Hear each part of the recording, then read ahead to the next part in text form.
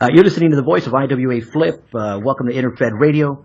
With me in studio, new co-host Brandon. Brandon, you there? Hey, how's it going, guys? Thanks for having me on here. Glad to have you, brother. Just to give everybody a little bit of backdrop, Brandon and I met up in the Mass Mayhem League over about a year ago.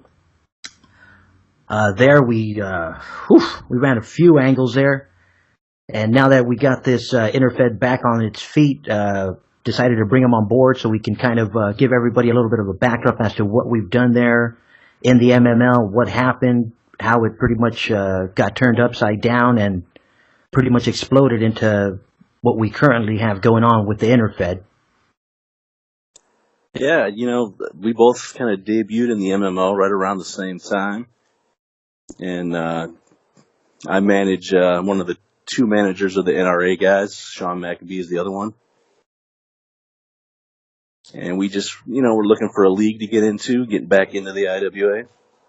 And it worked out good because we ended up meeting you guys, Eric, and the Trash Talk. Oh, man, yeah, that Trash Talk that came from the MML just, we did a whole year of it, and to be honest with you, it was probably some of the most exciting IWA times that I've had. I'll be dead honest. It's went from one angle to another, and that's pretty much what we're going to go over here these next couple of moments. In terms of the MML, Brandon, that was your first league coming back from about a 2-3 year stand, or? Oh no, actually, it was probably longer than that. I would say probably like 8 or 9 years. So Sean and I were in the IWA multiple times kind of throughout, when we were kids, probably like the late 80s.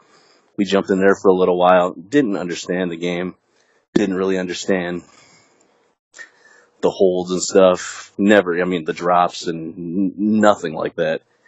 And so we just kind of were in it, having fun, talking trash and stuff like that. And then kind of 2005-ish, we came back, and we were kind of learning it a little bit better than the previous time. Hit the report a couple times, nothing major, obviously. But then this time we decided to come back, and it's been a lot of fun. The MML, we're all about the trash talk, no matter what league we're in. Oh yeah, and I think that's the one common ground we found amongst amongst the NRA guys and amongst Eric, like you mentioned, Eric Bug, Sean McAbee. The four of us just found that common ground, and even as crazy as some of the angles went, everybody still kind of stuck through them, just worked through them, and to be honest with you, the byproduct that came from it just blew my mind. It really did. But definitely, and it's I don't think I could be just in the IWA, and this is just me speaking for me. Obviously, everybody has their own, what they enjoy, but I couldn't do it without the trash talk, just because just sending in the stuff just to see what comes back, it's fun, but at the same time, when you're going back and forth with somebody and got the creativity flowing, there's nothing like it. I still remember the days when you had obviously this is pre-Go Green days for the IWA, when you had to pay $1 to see a league. So if you wanted to see the league, you had to pay $1. They would send you the bulletin. It really limited your options. Unless you went for a whole federation and requested every league from a federation, you had a limited scope as to what you were seeing. Yeah, or else, that was the only way. Or if you had friends or stable mates that were in different leagues, then you could kind of do it a little bit better. But now is kind of like the perfect time when you talk about the InterFed, because you can look at every league to see what's going on, to see where you want to go. Before you'd have to transfer, you might not be able to send in matches. Now you can just, fight all the champs or whatever immediately upon entering the league. That's exactly it. Now you can just transfer in and just like you said, compete right for those titles and make an instant impact. Yeah, and like I said, with the MML, just going in there, it wasn't a busy league. I would say the cards when we all kind of first arrived in there was pretty low. I'd say probably 20s maybe, and just through the collaboration of a lot of people, because now even the people that didn't trash talk, I mean, obviously they were there. They were, a lot of them hit the report, excellent job and stuff. Oh But yeah, I mean that in itself made it interesting, just because. I mean, I had a history with the MML, because the first time I had come back after years of. I mean, I played obviously like everyone else. I played back in, I think it was like 93, 94, back when I was in high school. But just like you guys, didn't play it to any, extent, just kind of like just messing around, sending in some, trash talk, and that was that. When I came back in 2012, when I was, messing with the NWL and the AWL, they had, two different rookie leagues, it was okay to be going back and forth throughout the federations. That was kind of like the norm when I was there. I was just kind of like, okay, they're invading them, they're invading them. And then, of course, that kind of, I guess, faded out or, phased out. So I was like, okay, cool. That's done. I kind of, stepped away from the game for a little bit. When I came back, went through the whole rookie league, thing, got, graduated from there early, got out of there, went to the MML. Previous to the MML, I knew Peter Houston had taken the MML, and he had done some, fantastic stuff. I think he had dubbed it the Mexican Mayhem League, or Mexican Mayhem or Mexican Madness. I forgot what. Right. And he had done some, great stuff with it. So I was like, okay, you know what? This league has some history. I think prior to that, it was the Matt Mayhem back when, in 2000, like 8 or something like that. So it had, some previous history back with, I forget who was running it, but it was the Matt Mayhem League. I think someone out of California, some one guy was running it, and, he had a nice history with the MML. So it had a history in itself, Right. So I was like, okay, let me redub it. Let me give it my taste. And what came from it was just, literally, I mean, every angle that developed. I mean, once we started, I mean, I came in and I was never expecting to get trash talk back. I'll be dead honest with you. Yeah, I've noticed that too, and it definitely has dropped off, like in a lot of leagues, and I'm sure there's still a lot that do it, but I know coming back from like I said, when we were in there in like 2000, maybe 2004, I would think. It seemed like there was a lot more trash talk back then.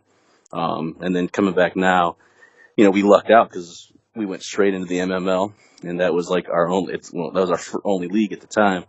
And then we branched out to a couple other leagues. But yeah, that was just jumping right back in, and quality trash talkers. And yeah, I mean, I'll be dead honest with you. When I took my roster into the MML, I was literally just like, you know what? I'm gonna take this league, and I'm just gonna go ahead and just pretty much have my own story, and fuck everybody else. Whatever. I don't really care. I'm just gonna keep talking. I had my own cast already split up into the different nights that I was using, so I already had my cast of characters split. So I knew I could run my own bullshit. I was like, worst case scenario, I'm gonna just fucking run this myself. And then Eric just said, hey, you know what? If you're going to the MML, I'm gonna roll with you. I'm there. And I mean, I've known Eric, from the first time, when we were in the AWL together, and his trash talk. I mean, his computer skills, like, just from 1 minute to the next, just boom, just blew up. I don't know, his mind just like, that light bulb, completely went, full blown, and he was just knocking it out of the park, man. I'm like, dude, your pages are amazing now. Like, dude, you got the hang of that program now. He's like, oh Oh yeah, I'm like, so that just made it even more exciting. And then, then I run into you guys. I'm like, there's somebody else here. And Eric's like, what do you mean? I was like, yeah, that's not you, right? You didn't do that. He's like, nah. I was like, that's somebody else. I was like, okay, this is going to get interesting really, really quick. And I think it was Malik, right? Malik and Fantastico. That was the first one that we launched with. Yeah, that was the first one. We did the best of 3 series, and you kicked my butt the first 2 matches. And then that's when we did the whole Luchador matches, the third one, just to have a big match. And I kid you not, I think when you added to the group, and then next thing you know, I saw the scheme, just like the rhyming. I was like, holy shit, this is gonna get good. This is. I was just, I was reading some of the trash talk, and I'm like, yeah, Malik's kind of an acquired taste, because me and Sean usually will brainstorm, our characters before we bring them in, and just kind of, with him, it was kind of like, this is a guy that's been in an insane asylum for a while, and, what would he do? He'd sit there, he'd watch wrestling, and he'd watch cartoons, so he'd learn these nursery rhymes and stuff like that. So that's why at first, mostly all of his talking was kind of just rhyming and stuff like that. Oh yeah, and as you probably found out right away, my rhyming wasn't as well. I was just kind of like trying to go back to some nursery rhymes and just reword stuff. Like I was like, dude, I got to think of something. Like, holy shit, this is, obviously not my forte. I was just like, all right, cool. And then once you kept it rolling, I was like, all right, perfect. That was more than I could say a little line, and he's just gonna. I'm like, this is gonna be perfect. And of course, my dumbass, I was just copying and pasting everything, just like, oh man, it just made my days fucking in the MML that much easier. I'm like, oh my god, this is gold. And it's funny. That's why I don't think I could ever do the commissioner thing, because as much as you guys put in, I see like just a bunch of the different commissioners, all the work they put into their bullet, the reports and everything like that. There ain't no way. I mean, we went from Malik and Fantastico, and then into Malik Perfecto? Well, I think Malik and Perfecto they started a little something, but I think it kind of went into the whole Malik and Bones kind of started beefing a little bit. Then the Bunny King came in, and just kind of went from there, I'm trying, we had a lot going on. We had Nixon. That's why Beast going on. That's the one I was missing. The Beast and Golem series was also still also kind of launching off. And I mean, everybody that's listening is probably thinking like, what the hell? These guys are fucking nuts. If any, I mean, those of you guys that follow the MML or that were in the MML, we had it was like 3 different shows going on in the league. So it was our Glorious Thursdays. We had Friday night Mayhem, and we had Saturday night Main Event. And I kid you not, each show had its own cast of characters. Each show just had its own angles, its own trash talk, built around the whole damn show. It was, yeah, it was fun. Well, it was. I mean, you had like Dirty Works feuding with all the masked luchadors, the Devil Dogs. I mean, the Devil Dogs going after the virus. I mean, you had King Philip over on Glorious Thursdays, and then that opened up the Yeti. Salvador Bane. Oh, there you go. That's the other one that was missing. Yeah, Salvador Bane infiltrated the kingdom. Oh yeah, that was a great one. I still remember. What sits in my mind, that little the chess piece. I think that's the one that Sean put up with the Fallen King. Yes. Oh man, when I saw that one, I was like, oh man, that's perfect. that was gold. Yeah, I mean, like I said, to me, that's the most fun part of the game. Just being able, especially when you get somebody that's just in sync and bouncing the ideas off each other. And not that we didn't really, I didn't say, hey, I'm going to do this to your guys or this, anything like that. It was more so just, I'm going to do this and just kind of, trusting each other with like our and you know what, characters. that I think that's what just escalated everything into where it went to, because it was like, okay, you're going to do this. Okay, fine. It just went from one level to the next very, very quickly. And to be honest, it's hard to find managers that'll accept some of the like supernatural stuff and some of the like off the wall stuff. Cause, again, I think we say this all the time. Everybody plays it different. Everybody plays their way. We get it. So to find certain managers that are okay with, hey, you know what, I'm going to rip your eye out, it's like that. Okay, cool, that's fine. I'll figure out how to heal next week. Don't worry about it. Right.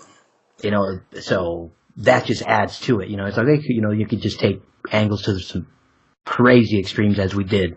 Oh yeah, and then that's the thing too. Then something like an eye getting ripped out. I mean, or whatever the case is, you can always bring that back later. Or even down the road, you can say, hey, I was in a feud with this guy.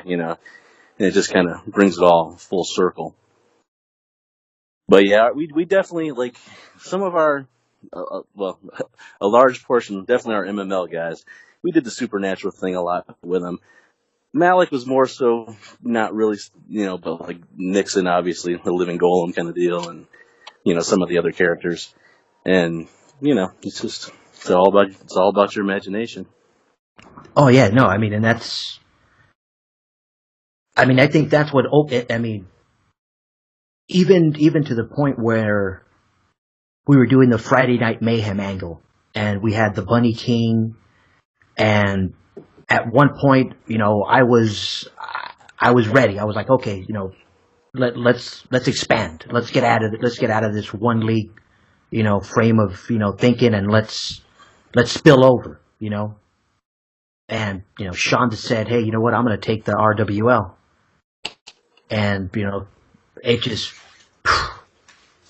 it opened up and spilled up so quickly. We ended up taking that whole angle into the RWL, and it kind of helped launch the RWL. And, to this day, I personally think the RWL is, the best, female wrestling league. If you're, trying to get some trash talk, got to get to the RWL for that. Definitely. Hey, it just kind of all worked out good too, or just the way that we kind of started going with it. We just like, let's go into a female league, and then we were able to bring in the whole Bunny King feud where H Gun, when he, your guys came in, and then all of a sudden he's sending women over to the RWL to go after our people over there. So then it kind of, brought both leagues together, and then we would, a lot of times we would post the same comments or trash talk. Shows how old I am. In the different leagues, because obviously, some people might be in the RWL that aren't in the MML, so that way they could kind of follow along with the story if they wanted to do that. So that way it wasn't too confusing. Yeah, here's something to piggyback off of that. It's something that, as I started, commissioning, I realized that there's still some people that are, if it doesn't come out in the bulletin, it didn't happen type. Right. They're just, you can comment online as much as you want, but if it doesn't come out in the bulletin, they're, hey, that's some people, that's all they have access to. So they're like, oh no, we're going to play on the same, playing ground. Anything that you say online is just like backroom locker talk. I'm like, oh, okay. Right. But again, everyone plays it differently. So, but I do remember we were sending it back and forth to both leagues just to make sure it went into the bulletin, and so that everybody was on the same page. Because, and it did. It was cool. I thought it was, I thought it worked out. Definitely. I enjoyed it a lot. It was definitely one of my most fun times, so far in the IWA. It was just that first year and some change. Oh yeah. So we had the MML stuff. It pretty much it led to what's going on right now, which is in my eyes kind of like the relaunch of this InterFed.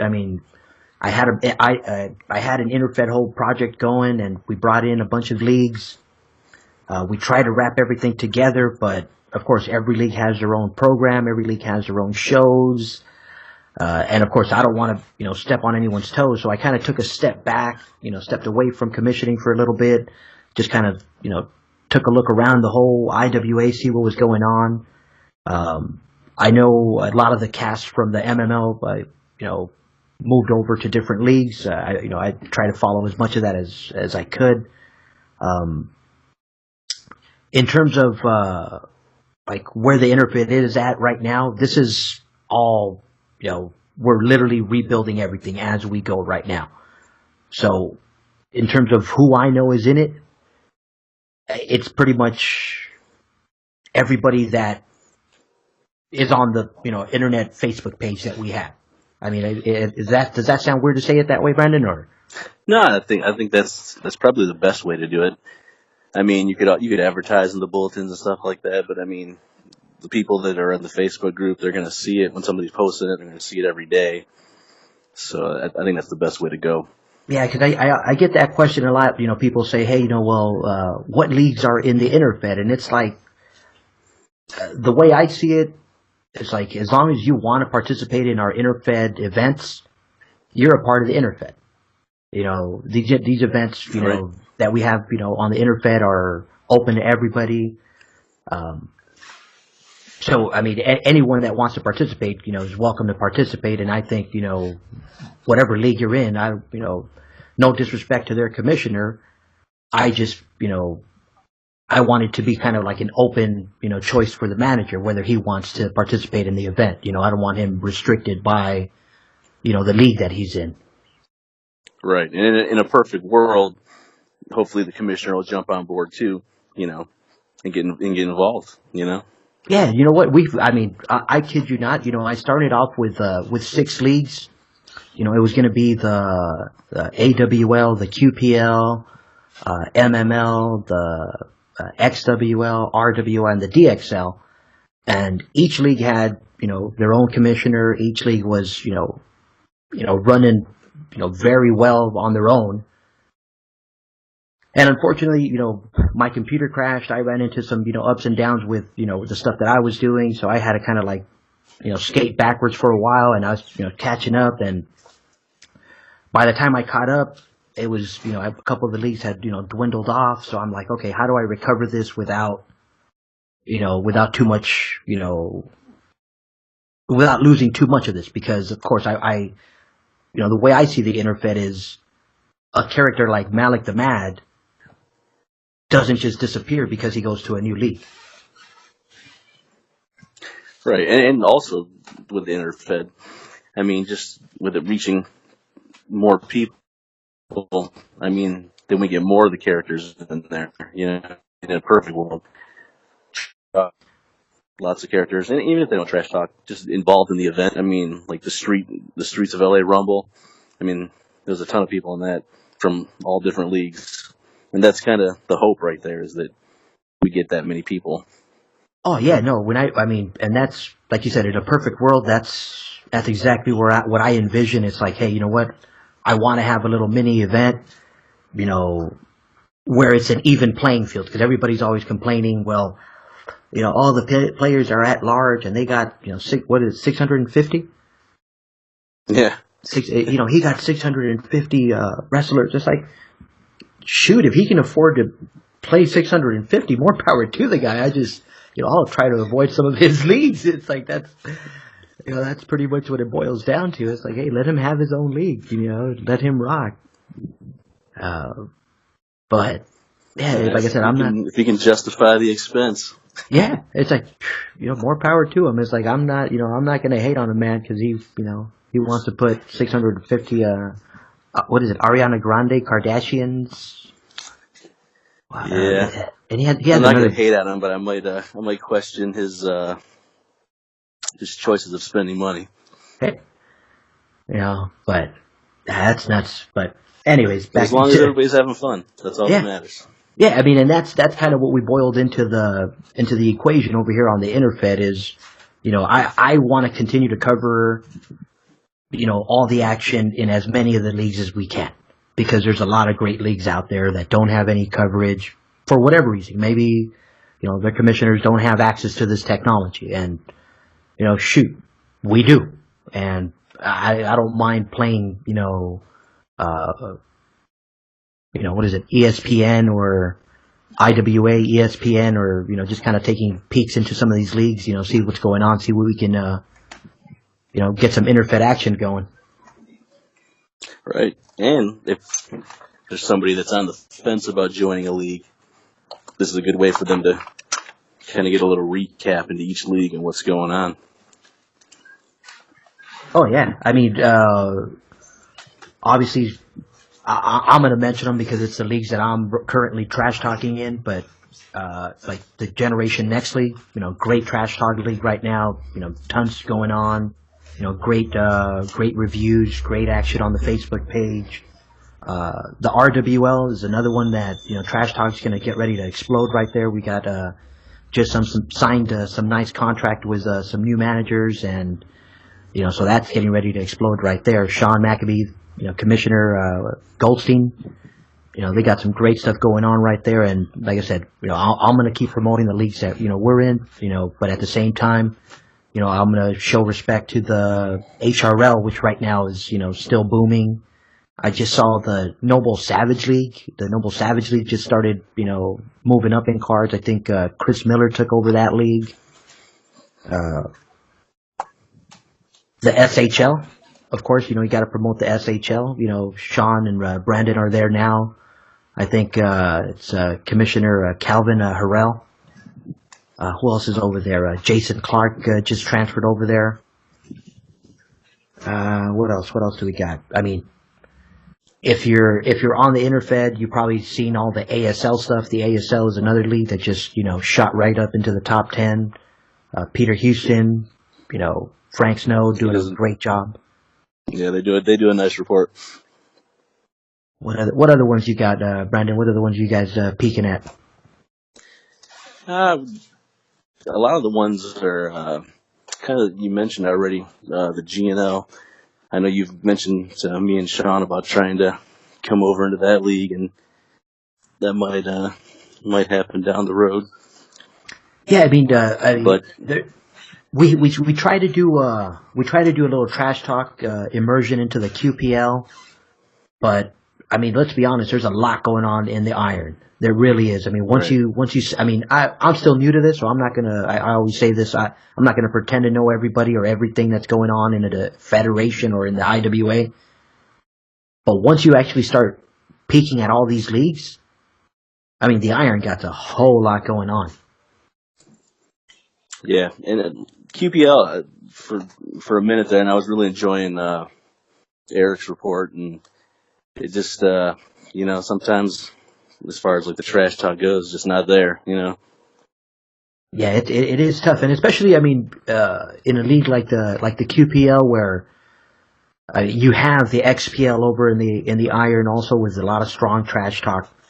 You have the whole COH, that Mike Drake runs. They've been doing it for 10 years there. I mean, kudos to them. So they got their own. Definitely. Yeah, they got their own reports. They got their own trash talk that they've been, they're legacies right there. A bunch of 4, 5, 6 year plus players. So hey, kudos to them. They got their stuff going on. So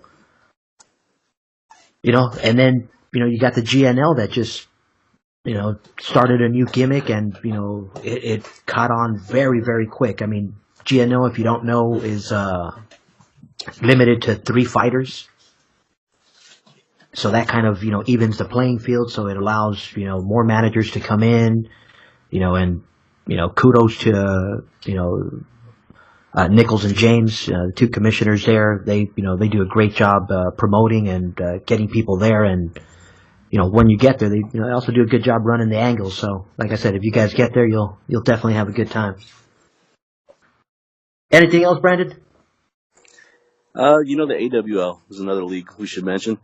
They got a good commissioner, Will Wisdom. He does a lot with that league, a lot with the pay-per-views each month,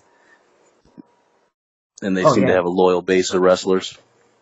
I mentioned earlier that's one of the leagues that when I was an IWA quote unquote rookie for the first time, they had 2 rookie leagues, and I was sent to the AWL as my rookie league. They had a commissioner there, a gentleman by the name of Rich Schwarzenberger. I'm not even going to pretend I know how to pronounce it. I forget. But, Will was one of the players there, and, when Rich stepped aside, Will took the league, and he's been there ever since. And, like you said, they have a nice loyal base. So, yeah, if you're interested in another league that has tons going on, and I think they have a unified belt with the CCL, if I'm not mistaken. I think Commissioner Terrence Haggard and Commissioner Will Wisdom, do a unified belt that they take back and forth, between their leagues. So that, and if I'm not mistaken, they just finished off their version of the InterFed women's title. So I think once they have their champion set in stone, they're going to challenge the RWL's Revolt champion, and see if they can unify or do something. So be on the lookout for that. Yeah, that sounds good. Alrighty. Before we go, just want to mention in the next couple of shows, we're going to go ahead and start highlighting some characters throughout the IWA. If you do want your characters mentioned, make sure to shout us out, on your trash talk. We'll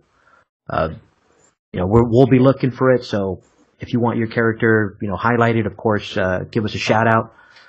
Of course, we're going to be following our characters along their trip throughout the IWA. So be on the lookout for the Imaginary Wrestling Illustrated, which is, that'll get posted on the IWA website as well. That'll cover, Malik the Bad and, of course, Bato and, everything else we got going on from Iron to Jade. So be on the lookout for that.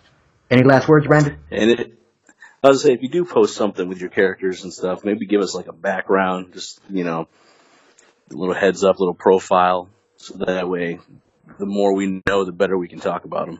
Oh yeah, anybody listening, like I said, the InterFed page is there. Feel free to post anything there. We'll try and shout out as many of you guys as we can as we move along with this review of the IWA here on InterFed Radio.